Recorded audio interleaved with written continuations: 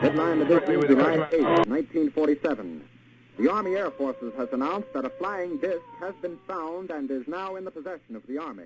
Army officers say the missile found...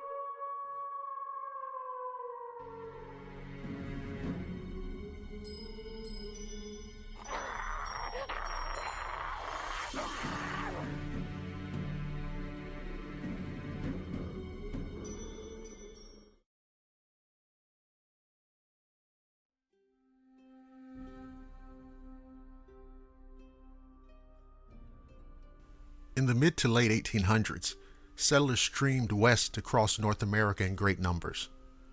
There were various reasons for this exodus from the east. Gold was discovered in California. Land on the frontier was cheap, if not completely free.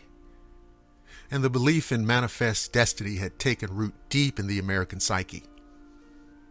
Texas was considered a prime location for refugees from the east. The climate was good and the soil fertile. Stephen F. Austin, Green DeWitt, Martin de Leon, and other impresarios secured land grants, first from Spain, later from Mexico, parceled the property, and sold it off in large tracts to eager settlers. Once Texas had become independent from Mexico, immigration increased dramatically.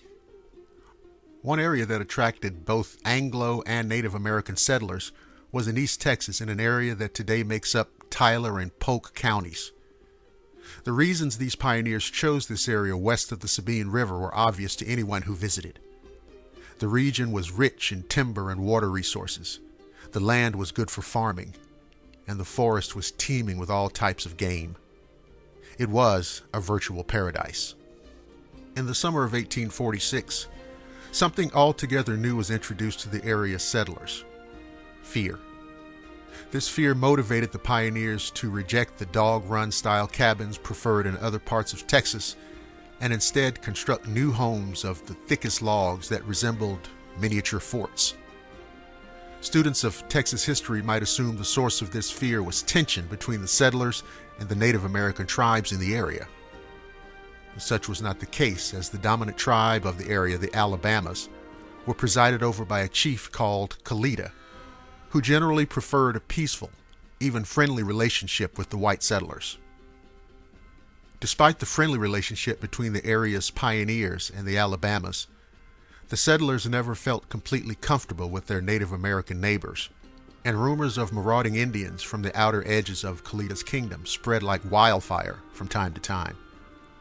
Kalita presided over the Alabamas, but also acted as chief over a loose affiliation of tribes that included the Cushatas, Creeks, and Kickapoos.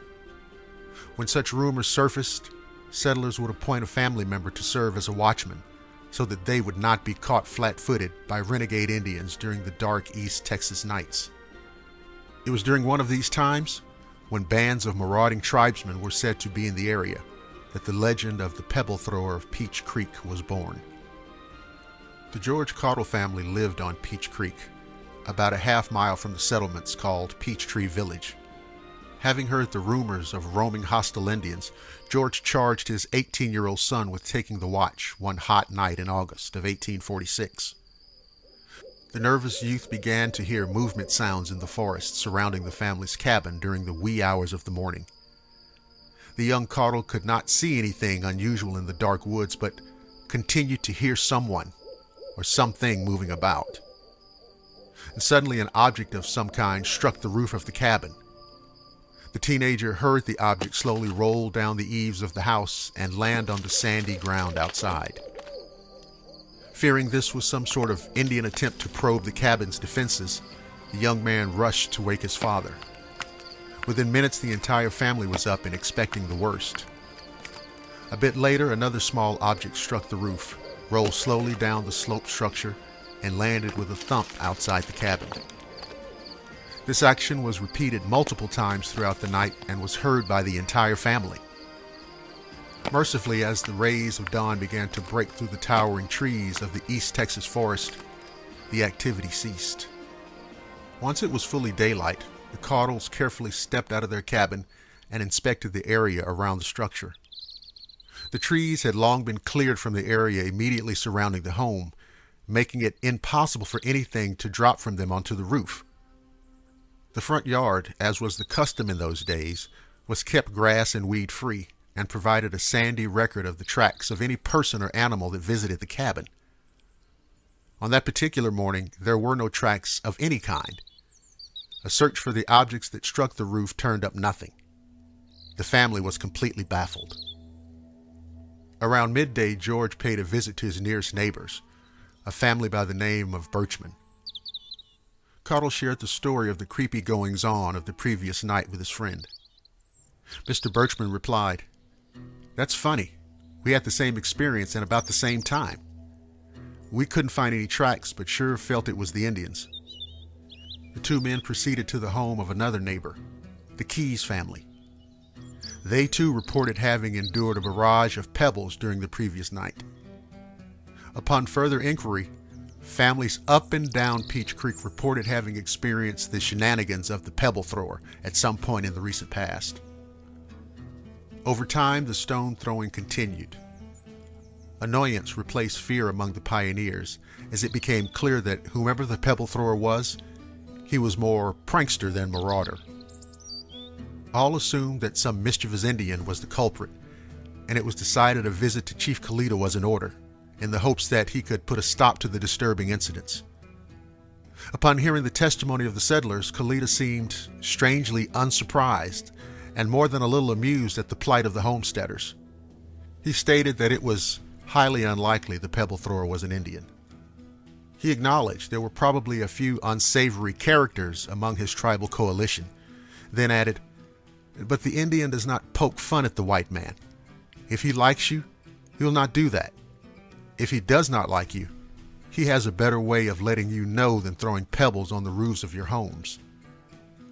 Kalita convinced the settlers that there was nothing he could do to stop the stone thrower, but there was likely nothing of which to be afraid. While the pioneers believed Kalita's assertion that Indians were not responsible, several left with the feeling that the chief knew more about what might actually be happening than he let on. Whatever the case, the rock throwing continued. Week after week, month after month, and year after year, the assault continued on the cabins of settlers up and down Peach Creek. The pebble thrower never left tracks, and the projectiles themselves were only rarely found.